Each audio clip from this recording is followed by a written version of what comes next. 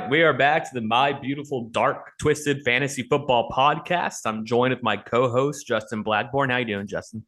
Oh, I'm fine. I got my dose of fantasy karma this last weekend, so we're recovering from that. Yeah, we'll get into it. A lot of parity in the league, but Yeah, a lot to talk about. We are joined here by a special guest. I promised everybody a special guest this week, and here he is, ladies and gentlemen, Brady Pointer. it's been a while. This is when you do your Brady impression, CJ. Hey, You're not going to get much more than out of me. Spot on impression.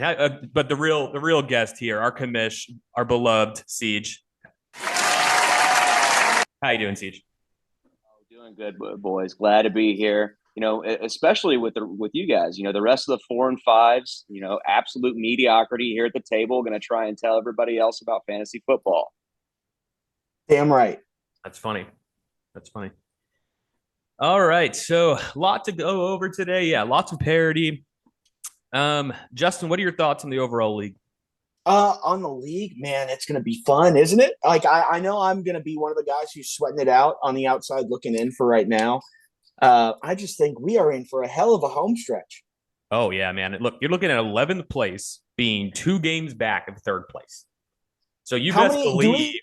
that last week we are going to be so stressed on. I may not make the playoffs. I may actually end up in the Sack Oval, all just off one I game. mean, we're getting close to loser leaves town territory. We're getting close to it's going to be must wins for like half the league every week. It's just going to be a Yeah, marathon to see who can string. If man, whoever strings 2 wins in a row together solidifies their spot in the playoffs. And if you have a couple waffly weeks in a row, man, you're toast. and buys are going to be very important into that. What do you think, CJ? Who are going to be the ones that squeak it in? And it's going to be fun to see. I mean, you were mentioning parity even down at the bottom there at 11th place. Matt Ruiz is like the 4th leading scorer all the way down there at 3 and 6. Guy can't seem to catch a break.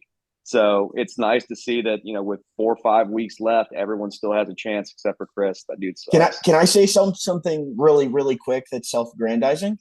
3-7, highest scorer in the league last year, and I came all the way back. So Matt can't give up yet. It's been done before.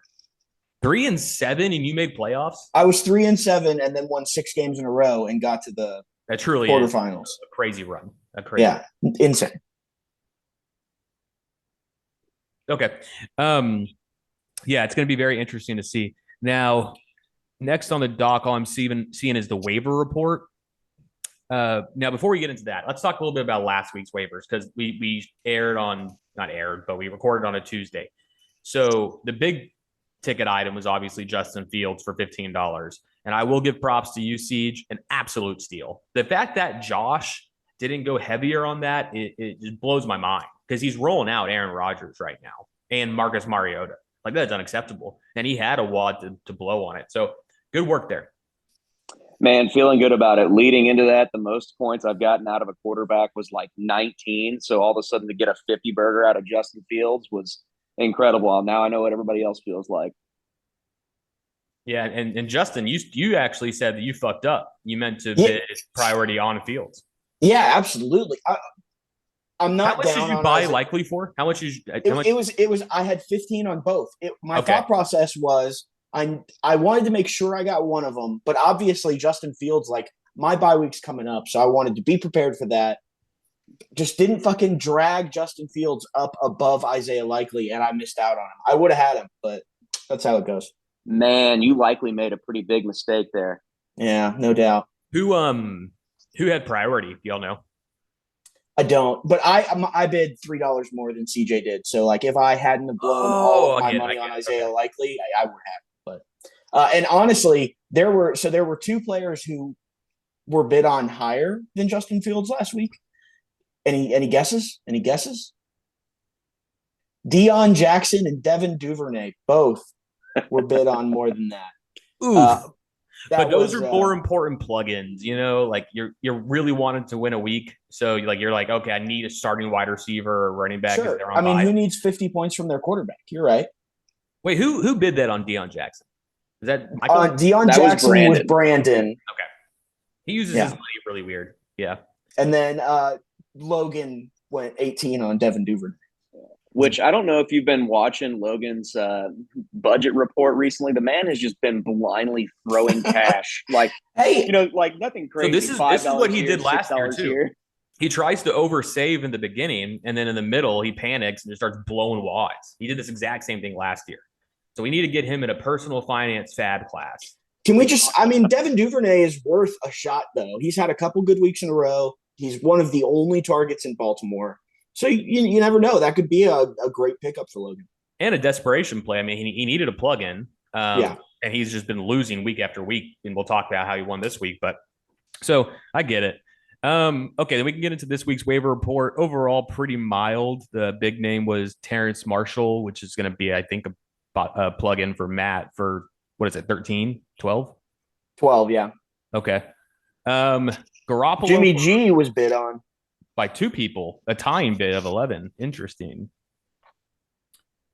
And then it was a bunch of defenses because, like you said, whether it be bye week or people are playing matchups, like, defenses are probably going to be the majority of waiver pickups going for every week going forward.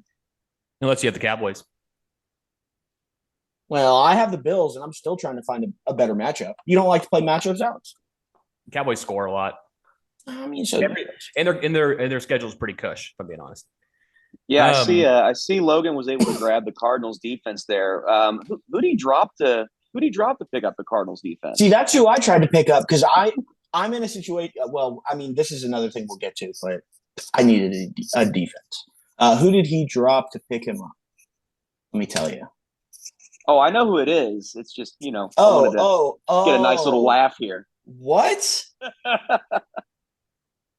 Man, just spend $12 on Devin Duvernay. No, he spent drops 18 him the next week. He spent 18 on Devin Duvernay and drops him 1 week later. To spend 6 on the Cardinals. Gotta get him in that class. My gosh, Logan. Oh boy, that's brutal. And then the only thing I'll say, I did a little drop that irked me because I had to trade Wandale for Taysom Hill, and I kind of like Wandale. And then Taysom Hill is dog shit, and he is droppable. I don't think Wandale's going to do anything. I don't think you're going to miss Probably out. Probably not, but better chance than Taysom. I don't agree with that. Okay. Anything else that you want to talk about with the waivers? Nope. All right. And we only had one trade. The league's starting to slow down a little bit. Less trades coming through. People are not trading, Alex. No, people I'm sending out offers and not even getting like texts. Like I had an offer waiting in Chris's inbox for damn near 4 days. I don't know. Never Chris even heard from him anymore. I mean, that guy is so burned out on fantasy.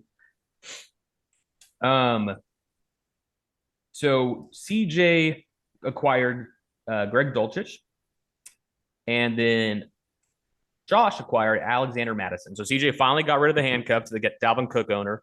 So obviously we know Dalvin Cook will get injured this week, and you will have fucked up that trade.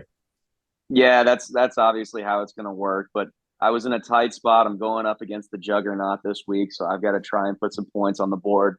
Honestly, just hoping to get 8-10 points out of him and just try and keep pace. You're facing Trenton this week.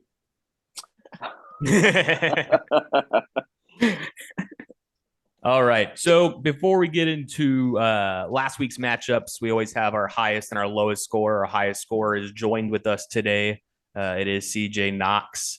This is his choice. How about that? Well, Dak, here's the deal. I'm the best there is, plain and simple. I mean, I wake up in the morning, I piss excellence, and nobody can hang with my stuff. I'm just a big, hairy American winning machine. If you ain't first, you're last. You know what I'm talking about? That phrase is trademark, not to use the outside position of Ricky Bobby. Yeah, I'm really just truly peaking at the right time. I mean, it's too bad this week that my two best players are going to be on bye, but my goodness, if I could have had them, this would be a cakewalk against Michael, and the rest of the league better be on notice the rest of the season. Hey, Alex, you want to hear something ironic? What? If you were to go check and look at the final standing projections, where they started and where they are now, CJ using if you're not first, you're last is just unfortunate. Unfortunate. Unfortunate. What's his final projection? 10. It's seventh, so he's got false information there. Well, you started at 1 preseason. So Yeah, if you go I'm look not at it last. right now, the bubble has the 1, but the darker one's way down here at 7. That's all I'm saying. But if you're not first, you're last. No, it doesn't make sense. Last would be 12. But it's not first, so it's last. Yeah, No. What are you talking about, TJ? It's not first, so it's last. So 7 would be last. Right? Yeah, sure. Okay, good. There's our smudgeness. Okay, and then for our lowest scorer, who also happened to be my opponent, which is always nice. So have y'all seen, I'm going to get abstract here, okay? Have y'all seen the musical Hamilton? Yes, of course. Okay, so for anyone that hasn't, essentially it's obviously about Alexander Hamilton's life, and but also the second biggest character is Aaron Burr. Aaron Burr is the guy that ultimately kills him in their duel. That's how Alexander Hamilton dies. But throughout their careers, they were always very competitive, but Aaron Burr could never get ahead because he was always so complacent. Okay, and this is a little song from him that reminds me of Nathan. For once in your life, take a stand with pride. I don't understand how you stand to the side. I'll keep all my plans close to my chest. I'll wait here and see which way the wind will blow. I'm taking my time watching. So I feel like that depicts Nathan, right? The guy is so complacent with his team. Has he made a trade this year? He's careful, that's for sure. He's look, he thinks he's got a shot at winning this whole thing, and he doesn't want to throw away a shot, Alex.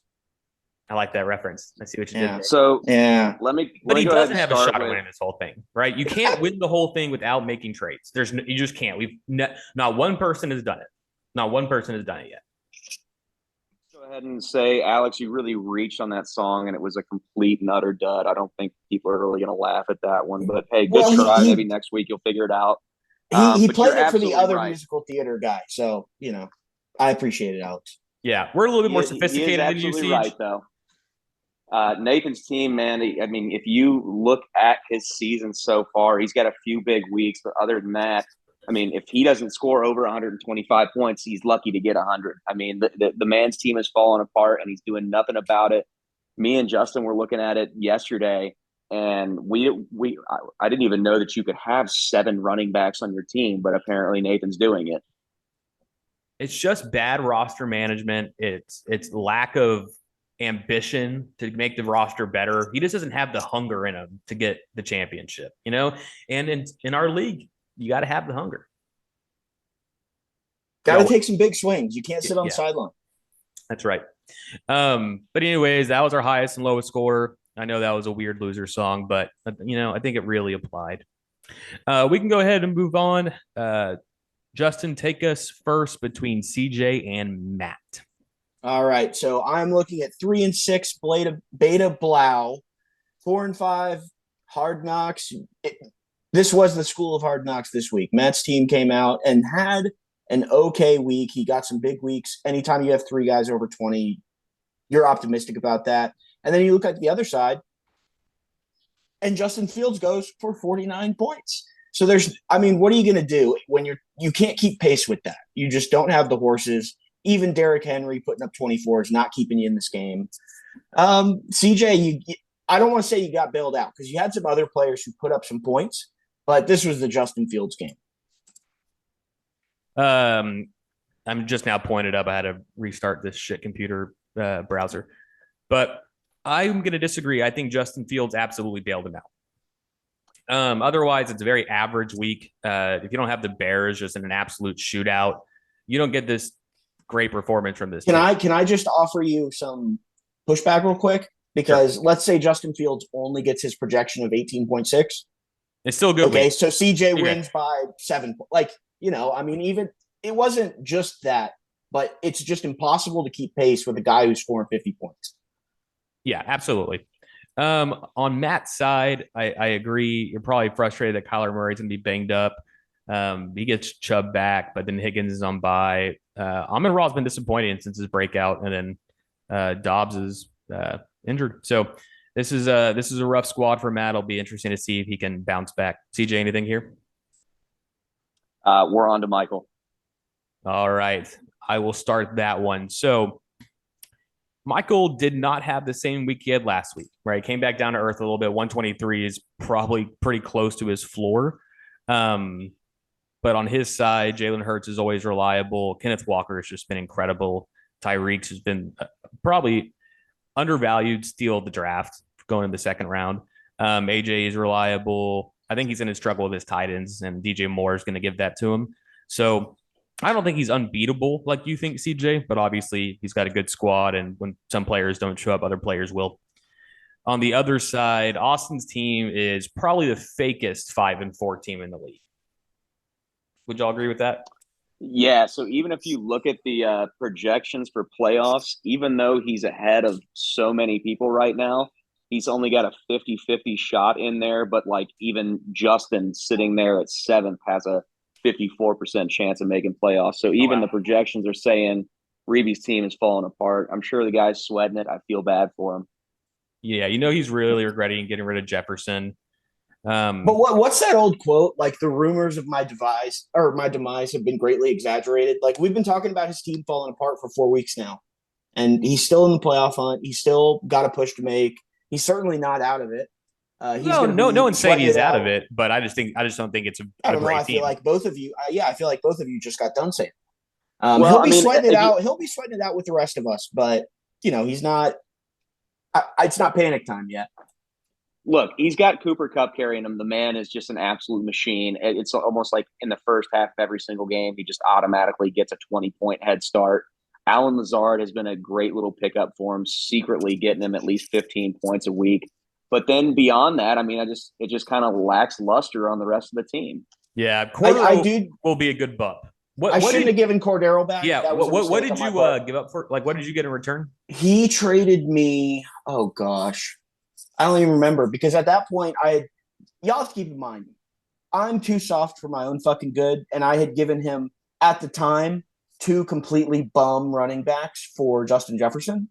Okay. You got Melvin Gordon for him. I don't want to call it a pity trade, but it was like you can have Cordero. Like not a great explanation in hindsight. I should have been more cold blooded and held on to Cordero, but I do just want to take my victory lap real quick. Last week, I said, Michael, your team's really good, but you'll never come close to this again.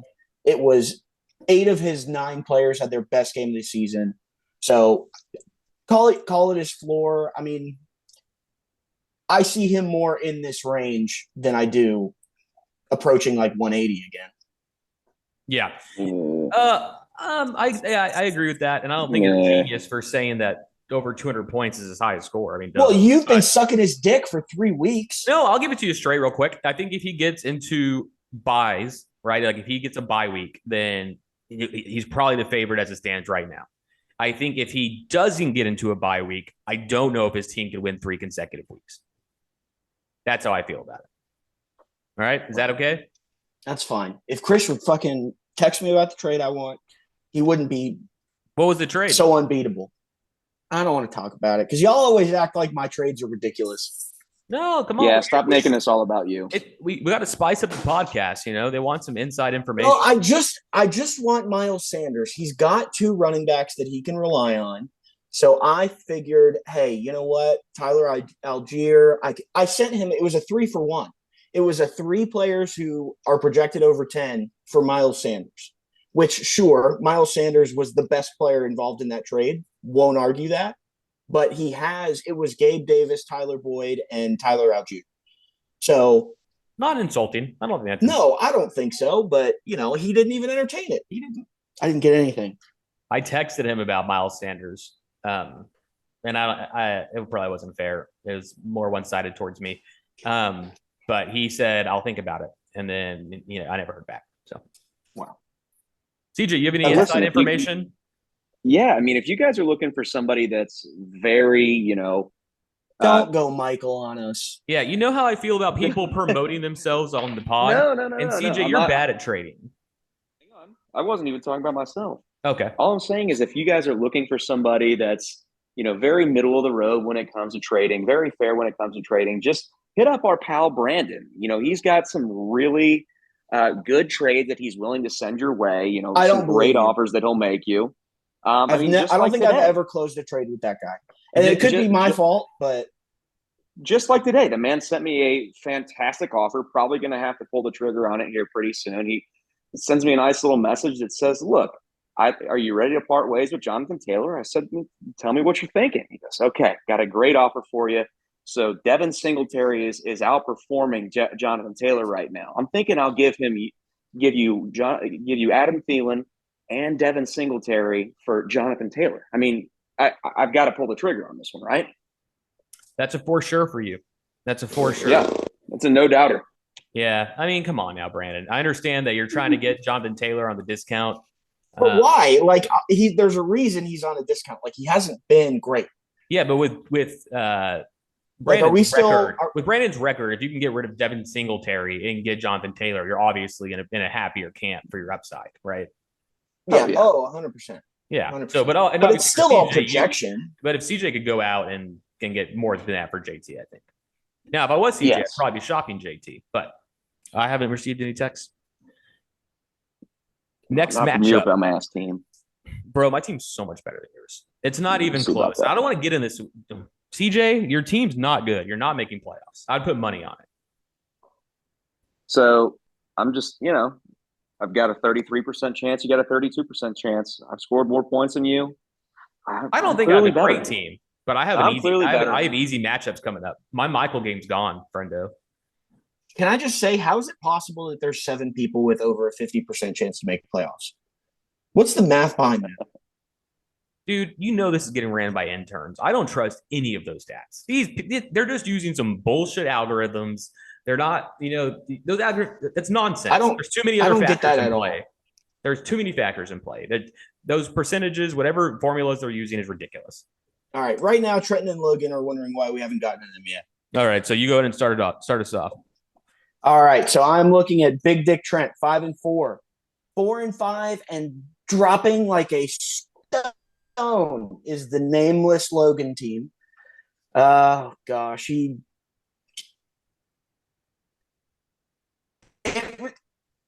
it's the Joe Mixon game. I mean, good for Logan. He didn't get much else. Christian Kirk has been a bright spot. Logan won a game with, unbelievable that he managed to pull this off. I mean, when you look at the scores that his team pulled off, it is disgusting. You have got to feel bad about this, or you've got to feel slighted if you're Trenton. Not that Trenton had a great week. I mean, Trenton, Josh Allen got hurt. That last half quarter was a little shaky. He was still throwing the ball hard, but he wasn't hitting very many receivers. So you're worried about that going forward. Lenny didn't come through. He should have traded me DeAndre Swift at a fucking discount, but he didn't. These are 2 teams that looked average this week. I wonder if it didn't have a whole lot to do with buys. So, kind of the toilet bowl of the week. It's crazy. It's crazy and I stepped away, but so you may have said this, but it's crazy that Joe Mixon dropped 55 points and he scored 115. But look at the rest of his team. The rest of his team. That is so insane to me. Yeah, you're right. I mean, his team, I think he's the Sacco contender. I mean, I really do. I hate to say it, but this team is bad and you're getting killed by Herbert. That's someone you took a lot of draft capital in and you needed him to show up, but he's in a rough spot. And Trent's team sucks too. If Josh Allen is hurt, he's in a ton of trouble. DeAndre Swift and Jamal Williams, you're starting every week. It's not like a bye week thing. It's just an every week thing for him. So that's disgusting. I mean, talk about seriously limiting your upside. His roster is clogged with backups. Spent $49 on Kadarius Toney. This guy is in a mess. He's in a mess. Now, if Jamar Chase comes back sooner rather than later, maybe he's in it, but I don't know. Yeah, I mean, I feel bad for Logan. The man's his own biggest critic. He knows how bad his team is, so no reason to harp on that. But Trenton has completely missed the boat. I mean, you talk about somebody that essentially had 2 first-round draft picks on his team and looking at where he's at right now. I mean, Josh Allen, Swift, Fournette, and then after that, he's just got waiver wire pickups from week to week. Curtis Samuel, Rondale Moore, come on now. These aren't the guys that you want to be trotting out there week to week. He had some a time period early on in the season where he had some players that he could have easily flipped and sat on it because he was either being greedy or wasn't pay enough attention to the trades, and now it's just completely backfired on him. I mean, yeah, and to piggyback off that, you're right. You should have capitalized on Geno a while ago. He still could, but now that Josh Allen's off bye, why? And I know it's a little different because he's injured, but prior to this week, why are you not moving Geno? There is a lot of quarterback needy teams, and I don't think people are even receiving texts saying, "Hey, Geno and this person for an upgrade." So I don't know. Same thing here is not hungry enough for his to go back to back. Next matchup, we have. I lost the doc, Justin. Where are we at? Michael and Austin. We already did Michael and Austin. Oh yeah, you skipped around off the doc. So Chris and Josh are next. Okay. So poor Chris, man. Guy can't catch a break. Josh only drops 116, but Chris only gets to 101. Josh Jacobs has come down to earth recently. Joshua Palmer ended up being a good start. Evan Ingram has not been reliable the last few weeks. And then Juju's actually been kind of nice. So that's the kind of consistencies on his team. We just talked about this. Quarterback needy teams. We got two right here. I mean, you're rolling out Andy Dalton, you're getting killed. You're rolling out Aaron Rodgers, you're getting killed. And if you roll out Marcus Mariota, you're getting killed. So, I mean, these are both teams that Trenton should have reached out to at Geno. That's all I'm saying. Austin Eckler has been great. Totally worthy of that number one pick. Dalvin Cook, if he doesn't get that little end zone little fade in the end zone for the touchdown, not great week. Tyler Lockett's been pretty decent. Goddard, great week. That's what really got him the victory. What made it close here was our -6 from the Panthers, which never feels great. And a bold start, honestly. But yeah, overall low weeks for both these teams. Josh has an incredible record. I don't know if his team is that good. Do y'all think his team's as good as his record? So, I mean, you guys have talked about like who would be the number one overall draft pick if you were to draft midway through. It's, in my opinion, it's got to clearly be Austin Eckler. Running backs have been shaky, and Austin Eckler has just been a solid rock. And then he's backing them up with Dalvin Cook. So getting the consistency out of the running backs, and then he's just got wide receivers that are getting the job done week to week. They're not league burners. They're not scoring 27 points a week, but they're getting them a solid 15 points average. And that's a good formula to put up 135 a week. Yeah, and I definitely think he's a contender. Those running backs are super strong. Justin, any thoughts on this matchup? Yeah, he'll be a force. Bad week. Poor Chris. Don't give up on us, Chris. Yeah. You still got to beat Logan. Don't forget. Hey, this thing's wide open. He could go on a huge run and then not have to be in the Sacco Bowl. I don't see that because there's going to be two teams that like just barely miss playoffs that are in Sacco Bowl. Yeah, you're right. Okay, well, he's probably in the Sacco Bowl, but his team's really not that bad. All right, take it away with the next matchup. I think it's myself versus Nathan. All right, so this was our toilet bowl of the week. Featured our lowest score, Joe Mama at 5-4. Joe Burrow had a fine game. I don't think he's the reason you lost. You swung big on Nyheim Hines, and it looks like – do y'all think that – okay, so CJ mentioned that Nathan has 7 running backs on his team. So Najee Harris was on bye. Even keeping that in mind, like let's assume this upcoming week, obviously Najee Harris is off bye. Who the fuck do you start? Who's got the most upside at running back on his team? Dude, he's clogged with backups. Name your two. He's doing the same shit Trenton's doing, man. I mean, if you're naming your okay, yeah. I guess Khalil Herbert and Kareem Hunt, I mean, are your two upside guys, right? Yeah, I mean, so I see Khalil, but oh my gosh, the two backups, huh? Like it's terrible roster management. It's terrible. I mean, I think he's going to ultimately have David. I think the easy answer is David Montgomery and Najee Harris. I think, you're at least guaranteeing yourself work. They're going to get the ball a few times in at least David Montgomery's case, and Najee Harris is still getting volume. Okay, but so man, let me read you all this stat that I saw today. Okay, you may have seen this on Twitter. Yards of longest 2022 touchdown scored. This is per team. So which team has the longest touchdown scored? And number one, we have Buffalo with a 98-yard. And I believe that was the Gabe Davis. I'm obviously not going to go through all the teams, but towards the bottom, you have Tennessee, 29 yards is their longest touchdown. Tampa Bay, 28 yards. Chargers, 23. Pittsburgh, 8. God damn. So that's what I'm saying. Like I think I start Kareem Hunt over Najee just with the hope that he's got a better shot of getting in the end zone. Well, the whole reason I brought it up is because I agree that is at least a conversation you have to have with yourself. Like, shit, Najee Harris, my number one pick. Am I even going to start him? And the guys you're talking about replacing him with are fucking Jalen Warren, Khalil Herbert. Like, that's depressing. That sucks. But, Nathan is currently sitting in fourth place. You have to wonder, is this indicative of my team? And if you're in a position where you have to start Hunter Renfrow again, like obviously Deontay Johnson's going to get worked back in, but you just broke off that Pittsburgh stat.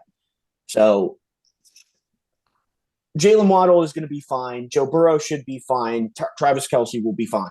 So you have three guys who you can say on a given week, they can go for 30. And you just have to cross your fingers and hope they do it at the same time. Yeah, and Godwin's been disappointing.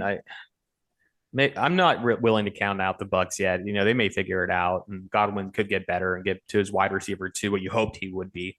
Mm-hmm. And then on your side, D-Hop had a pedestrian game. Yeah. Obviously, he couldn't come back and light the world on fire every single game, but you didn't get what you wanted from him. You had to start Taysom Hill, which, man, that is a bad game for Taysom Hill. Bad game. But hey, Travis Etienne's a superstar. Hey, so yeah, with that, do I have the best keeper? Is it me or is it Michael? Which one is it? I think I got to lean Michael, but it is close with Etienne. Jalen Hurts is obviously an incredible keeper. There's no he doubt may be the MVP of the league. So, but yeah, I mean, Travis Etienne, I guess another reason you'd err more towards Michael is just that Travis Etienne took, what was it, a few weeks to really break off? Yeah. And which led me to 1-5. So that's another good point. Yeah. He has more season long value. Jalen Hurts does for sure. Michael Carter got in the end zone. You're not sad to see that. And then, Lamar's not giving me what I need from him. I made that trade because I want those 40-point games. Anyways, I was able to get the win. That's huge with me being 4-5 now. I think these are down weeks for most of these guys, not Terry. That's what you're always going to get. But hopefully I have more upside than that moving forward. Yeah, dude, Terry was such a fucking awful pick. Anyways, let's get into our projections, baby. Did we do Brandon and myself? Nope. Oh, no, we didn't. I'm so sorry. Man, this was the game of the week. See, do you want to take the lead on this one? Man, this was a good one. I was out playing golf with Justin on Sunday and Brandon. So I was with both of them, watching them both sweat it out. They're yelling at each other from the green, being like, oh, my projections are higher than yours now. And it would literally flip-flop every 10 minutes. So that was kind of fun. But, I mean, shoot, both of them had a pretty good week. I mean, Brandon's in first place. This is kind of what you'd expect from him. But if you look a little bit closer at his points scored, it was realistically 3 players that got the job done for him, and the rest of his team was extremely lackluster. I mean, you got Singletary getting you 8, Jackson getting you 5, Dawson Knox getting you 5. So then he's got Garrett Wilson getting him some points out there as well. But I mean, again, it's Patrick Mahomes, Devontae Adams really just putting in the work and winning it for Brandon this week. That's what you want from your star players, and he absolutely got it. The rest of his team should make him a little bit nervous there, but if you're gonna trot out 70 points from your big 2 players every week, it's gonna be hard to beat him. And Saquon on bye, Saquon on bye hurts a lot. I will just say that I think, and this may just be me, you guys can correct me if I'm wrong, but when I look at my team, I see a well put together, balanced fantasy football team. And then just this week, I'm not saying this is Brandon's team every week, but when you look at his team's performance this last week, I see a fluke. This was a fluke against a well put together team. This was the most discouraging loss I've ever had in fantasy, ever. I definitely understand why it's discouraging because you had to lose to the kicker, right? That's an awful way to go out on a Monday night. like those were the final points given. Yeah, like I of pushed him course. over. You know what I'm saying? You had to wait on the kicker. So like that's a beat down, especially on a Monday game. But I don't know if I think it's a fluke. He's been the highest scorer, I think, twice. And when you have Patrick, I mean, you took him in the third, right? So you're I putting only mean draft fluke in the capital into sense that. that 90 of his points came from 3 people. Yeah, yeah. Devontae Adams' first half was just probably terrible for you to watch. It wasn't With fun. Saquon back in, he's got a good squad. I don't know why he's holding Deshaun. That's weird. But if Brees was still healthy, this would be the best team, in my opinion. Oh, definitely, 100%. One last thing on Devontae Adams, and I will just like compare him. The same exact thing that happened to Stephon Diggs happened to Devontae Adams because Devontae Adams got all of his points in the first half and then didn't get a single. He got maybe one target in the second half that he actually was able to capitalize on. Same fucking thing happened to Stephon Diggs. It was just they both got shut down. It's just Devontae Adams got off to such a fucking hot start that it didn't matter. My guy lost out there. On your side, I think I agree. You have a well-rounded team. I really wish I need to go back because actually I have control over the YouTube channel, and I need to delete the pod of me saying that Tua cannot support 2 top 5 wide receivers. I mean, You've said God, much worse. You've said much worse. That was bad. That's not because close to the those stupidest thing 2 you've are ever said. so good, and Tua. I don't even think Tua looks that good. I know I'm part of the Tua hater crew, but I don't even think it looks that good. I think it's just scheme and those 2 wide receivers. Sure. Damian Pierce has been A1. I'm sure you really enjoy that, him being a hometown guy too. I bet you're worried about Mostert. Definitely. Mostert took such a hit when they picked up Jeff Wilson. It's not even funny. Like he went from a top 10 start, it seemed, for 2 weeks there. He was a top 10 start in fantasy. And he is, there's a reason I'm willing to, not go overboard, but Miles Sanders would be a huge improvement right now. Yeah, I definitely see that. Because you're right. They brought Jeff in. They gave Jeff a lot of work, and Jeff looked good. It's kind of like Great. The perfect storm where now Mostert's definitely in trouble. Your receivers of Stephon and Justin Jefferson have to be just so much fun. I mean, what a squad. Zach Ertz has still been reliable. It seems like he'll continue to be. He's just kind of Kyler's safety blanket. That team's bad, but and then Tyler Boyd. One more painful thing. So I texted 2 people prior to this week asking who would you flex on my team, and I offered up 3 options. Obviously, Tyler Boyd. Gabe Davis was the second one. The third one was Tyler Algier because I had seen him accumulate a number of touches the last 2 weeks. I didn't think Cordero was going to necessarily get absolutely everything. Had I started Tyler Algier, I texted Brandon and Michael. Those were the 2 people I texted. They both were like, Tyler Algier doesn't even belong in this discussion. If I start him, I fucking win. And that hurts. Yeah. No, you had a good week, man. That's a brutal score to still lose on. How much did you bid on Isaiah Likely? Do you remember off the top of your head? 15. Man, he put 15 points in there just to bench him. So I wanted to get CJ's opinion. CJ, do you think the $15 was worth it on Isaiah Likely? As you're the Mark Andrews owner, so I'm curious to know.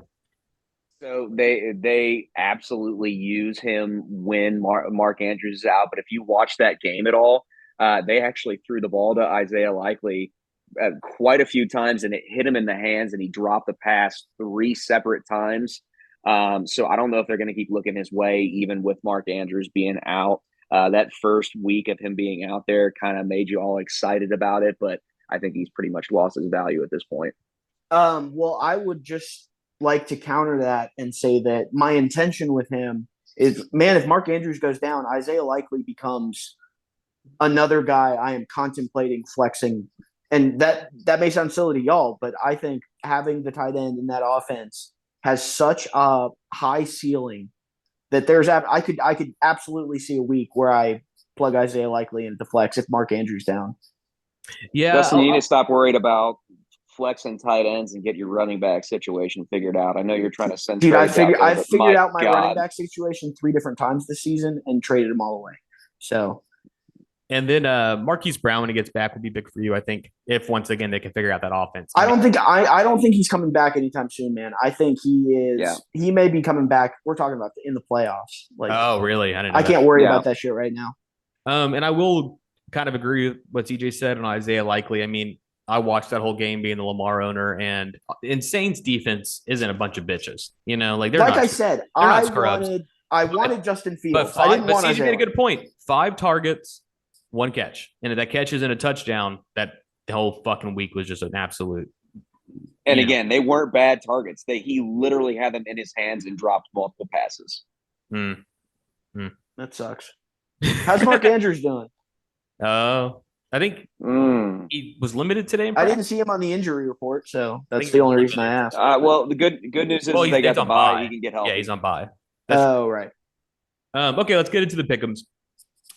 So big week, right? I mean, we really start to define. I mean, seriously, if you're 5-4 and you go to 6-4, or you go down to 5-5, there's gonna be, we need to pay attention to the records here because it's going to matter a lot.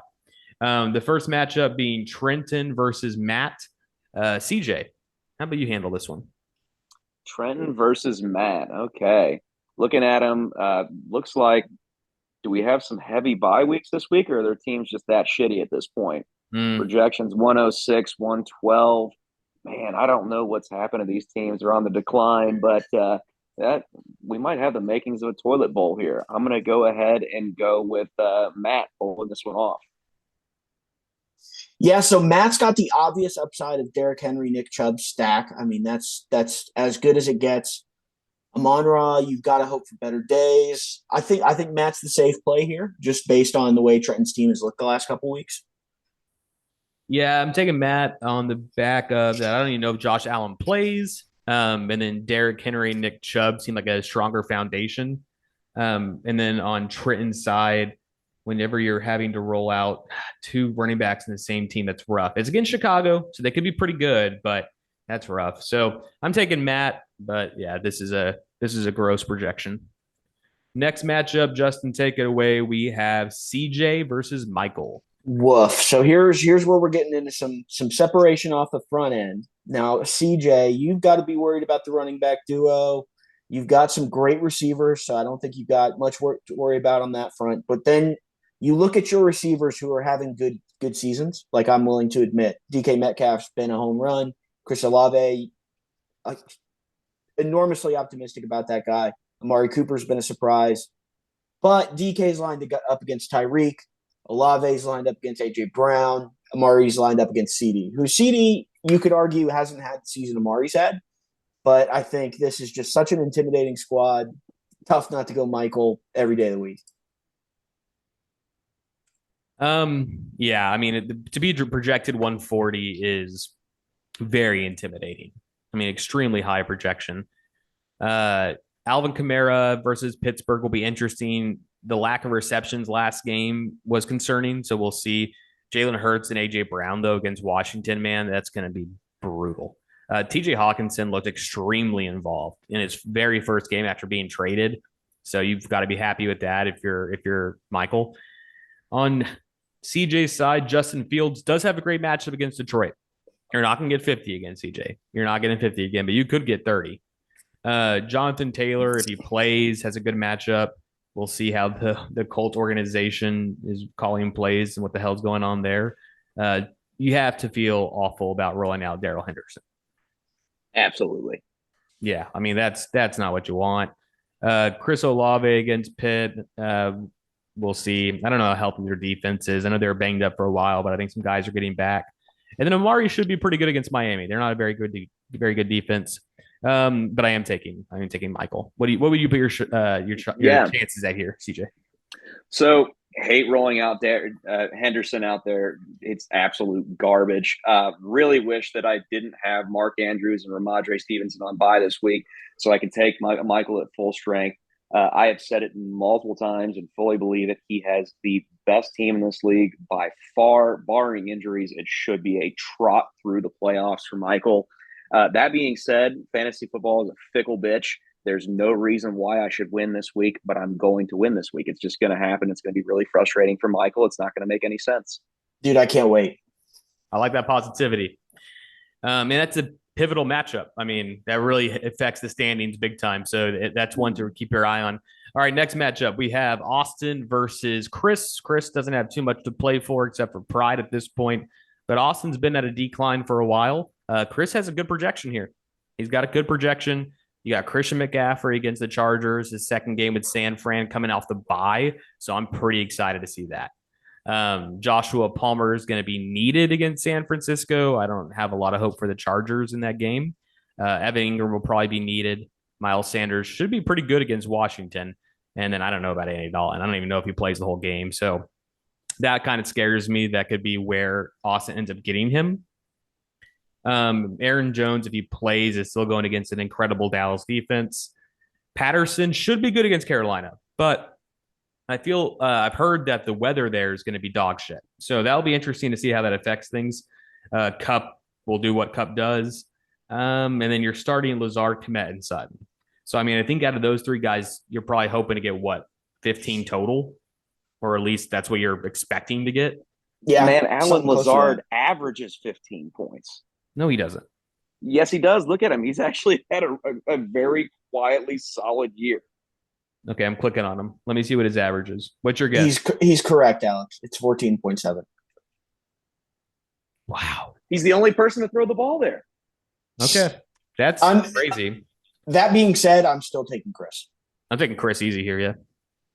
So I think I'm going to have to lean Chris because I think he's going to get 60 points out of that running back core. Reedy's got some upside here. It's got to be difficult to not play Kirk Thuggins against Buffalo, but you know that game's going to be televised, so he's probably going to be terrible. But you're going to wheel out Tom Brady, who, I mean, the man still throws for tons of yardage playing against Seattle, so it should be a high-scoring game. Might get some points there. I'm kind of hoping Njoku is going to be good to go, so he doesn't have to wheel Kmet out there. Going to get your points out of Cooper Kupp, but I don't think there's going to be consistency across the board, and Chris is going to win this one. All right, everyone's going Chris. Next matchup, we have the Battle of the Titans, Brandon versus Josh, both 7-2. Justin, what do you think? Yeah, not only that, man, really close projections too. Neither one particularly high, so not what you're expecting from the 7v2 matchup here. But Brandon's getting Saquon. Well, okay. Well, he's getting Saquon back, so that immediately makes his team much more dangerous, even more dangerous than it already was. I mean, he's still trotting out Patrick Mahomes, Devontae Adams. I mean, the back half of this roster, it's these first four guys that are really carrying this team, and I'm including Devin Singletary for no reason. Like, the rest of this team, it's just hold on and just hope for the best. On the other side, Marcus Mariota, he's just one of those guys. He could have a big week. He's got the athleticism upside. Austin Eckler's going to do him. Do either of y'all want to make a bet on Mariota over or under projection for 19 points? Oh, I'd go over. Oh, okay. I'm going to go under. I'd go under. I thought you were going to say 30, like over under 30 for Marcus Mariota this week. No, Thursday night game. You know it's going to be. What odds would you give me for I was just thinking, like, man, that defense is so fucking bad. Marcus Mariota may run all over him. Good. You want to take the bet? $5? You'd have to give me odds. Just make a pick. Why do you get odds? It's night. Make a pick. ESPN gives the odds. Oh, are you talking about like just over under projection? Yeah, over under 19. Yeah, 5. They played each other 2 weeks ago, right. And Mariota had almost 30 points. All right, yeah. So $5. Justin and I virtually shook on it. Okay, sorry, keep going. You're talking about Eckler. You're talking about Eckler. Yeah, I was talking about Eckler. Dalvin Cook may not do. It's the Buffalo defense, so I'm biased. I hope he does absolutely shit. I hope he fumbles 3 times. But for Josh's sake, I think I'm gonna go Josh here, and I think the deal breaker, the guy who puts it over the edge, is Tyler Lockett. Oddly enough, I think that could be a difference maker, someone who provides a little bit of separation between him and Brandon. Man, I want to go Josh. I'm rooting for Josh. By the way, we didn't talk about Brandon's new team name, Single Carry Me to a Chip. I personally hate it. I don't know how y'all feel about it. Perfectly average. It's below average. Very, very Brandon. Very Brandon. Very Brandon. But the sad reality is he just has a lot of big hitters. I mean, Patrick Mahomes versus Jacksonville, he's going to give you 30. Saquon Barkley against Houston is going to be a field day. Devontae should be fine against Indiana. The only downside I see of this team is, starting both George Pickens and Pat Fryermuth, because they're not both going to get a touchdown. That's not going to happen. So, anyways, that's my thoughts, but I am going to still go Brandon. Who you taking, CJ? I'm actually going to go ahead and lean heavy Josh here. When I look at it, the reason being, I think the projections are off for Josh. When I look at Brandon's teams, I see 1, 2, 3, 4, maybe 5 coin flips. When you look at Josh's team, Mariota is your coin flip, and other than that, the rest of that team is going to be solid and score you some points. Yeah, going to lean Josh. Okay, so Justin and I are no. Justin, were you Josh? I'm on Josh. Okay, Josh. fun. All right, so I got Brandon. Maybe not, I don't want Brandon, so I'd be fine with Josh one. All right, Justin. No, actually, let's get this one to CJ. It's going to be Justin versus Nathan. Huge matchup. Justin 4-5, Nathan 5-4. This is a must-win game. What do you think, CJ? Yeah. So again, sadly, I don't know if Nathan was just absolutely in love with his team early on and didn't want to make any moves, but it's been on a steady decline. You've got Kelsey and you've got Jalen Waddle, and outside of that, a whole bunch of question marks. For Nathan's sake, I'm sure he's pulling his hair out watching Najee Harris. Hopefully he gets a big game finally out of Najee. Playing New Orleans, that could be a bit of a barn burner, so he might get the ball a few times. We'll see what happens. Gotta lean Justin. Justin scores a ton of points. He gets essentially wheeling out 60 points from 2 wide receivers. Tua has been on a tear. They're going to play Cleveland, so that's going to be like a 30-31 game. Plenty of air yards. I got to lean Justin. Yeah, I'm obviously going to lean Justin. I think that if Josh Allen doesn't play, I may shift it to Nathan, just because two Bills receivers. If no Allen, you're in some trouble. And then it's going to be interesting that Tua Jalen Waddle dynamic, because obviously if it's a lot of receptions, but Tua's not throwing touchdowns, that could really be a big swing in the matchup. But of course, yeah, Justin's team overall looks better. There's more than a few conflicts of interest in this game. Like, yeah, the Jalen Waddle Tua.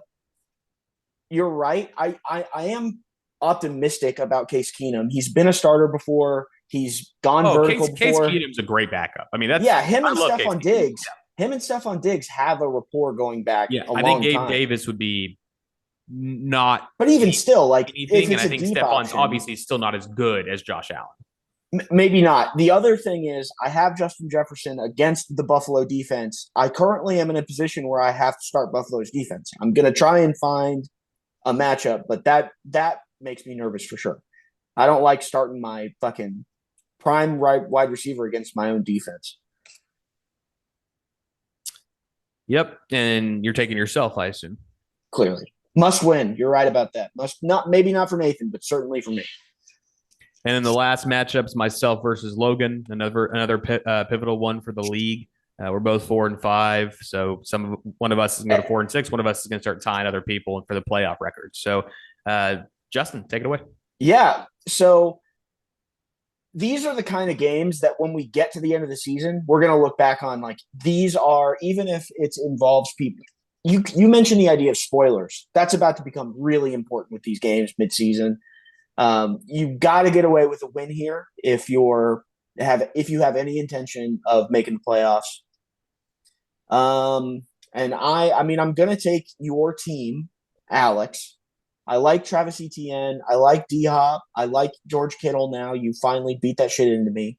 Even the Cowboys defense. Let's see Aaron Rodgers throw 3 interceptions and in back-to-back weeks. Like, they're collapsing in Green Bay. Yeah. And then on the other side, there's just not a lot to be excited about. Deontay Foreman, he was great for those couple weeks. Unfortunately, I think Logan made a trade for Deontay. He traded away he traded CeeDee Lamb for Michael Pittman and Deontay Foreman just like 2 weeks ago. That's pretty fucking close to a collusion trade in my book, but I don't know how y'all feel about that. So he was coming off of Deontay's back-to-back good weeks. Yeah. So Michael capitalized on timing, and I know you already made a comment about we're boosting Michael too much, But the guy has made great timing trades this year so far. I mean, he really has. He got rid of MT exactly when he should have. He was trying for a while. He sold Drake London high to Brandon at one point. That's how he got Michael Pittman. Obviously, with Sam Ellinger coming in, Michael Pittman got shot. So what did he do? He turned around, got rid of Michael Pittman. And so he's nailed the timings of these trades. That's all I'll say. I'll give him his props because that's so important to capitalizing on your team. Man, I've been accused of rape too many times to let that slide. That's going to be looked back on as a bad trade. I'm telling you, though, at the time of the trade, it wasn't egregious because Deontay Foreman looked great. And then Michael Pittman hadn't played yet. He was just no. You're right. You're right. It's just, I mean, that just made Michael's team even more formidable for no fucking reason. Yeah, and that's when CJ did the Thanos thing? Yeah, when he got CD. Yeah. Okay. Yeah. Obviously, I think I should win this. The concern is I'm rolling out 3 Jacksonville players. So if that team just goes flat, I probably take an L. So that's a pretty big risk. Great matchup, though. Yeah, good matchup. You hope they have to move the ball to some capacity, but that is by far the biggest risk of my team. And then Justin Herbert's the only player I'm really scared about on Logan's side, and he's playing a pretty good defense. So I think I should be okay, but y'all know fantasy football. Yep, sure do. CJ? Yeah, so I would like to formally apologize to Trent and Matt. I called them the Trash Bowl earlier. This is clearly the fucking Trash Bowl. I'm going to go ahead and make a couple predictions here. I don't think either of you break 100 this week. Alex, to get a little bit more in depth, unfortunately, Zeke is playing in Green Bay. If he plays at all, Zeke is it may be time for my $30 Isaiah Pacheco. You know what I'm talking about? Yeah, might have to. Zeke is historically bad in the cold, and it's supposed to be real cold on Sunday in Green Bay. Jacksonville, the matchup looks really, really good on paper, but Kansas City's coming off a loss. I think this is a get-right game for them, and they're going to have to beat them into the ground. Analyst CJ. If I could go ahead and just predict, I hate saying it, Alex, you're going to win just because I don't even know if Logan is awake driving this vehicle right now. Without Joe Mixon putting up 50 points for him, I don't see him breaking 90 points. Right. No, I've gotten a lot of good matchups in a row recently, which has been very nice for the record. But I will say this, CJ, after this week, I'll be 5-5 and you'll be 4-6. Thank you, everybody, for joining the podcast. That's everything. CJ, where are you flying into today? Are you flying into Dayton or are you flying into Cincinnati? I'm flying into Cincinnati tonight. Cincinnati. Hopefully you have a good flight. Thanks for joining us. See you next week, everybody. Good luck. It was a pleasure, boys. Fuck you all. Good luck, everybody.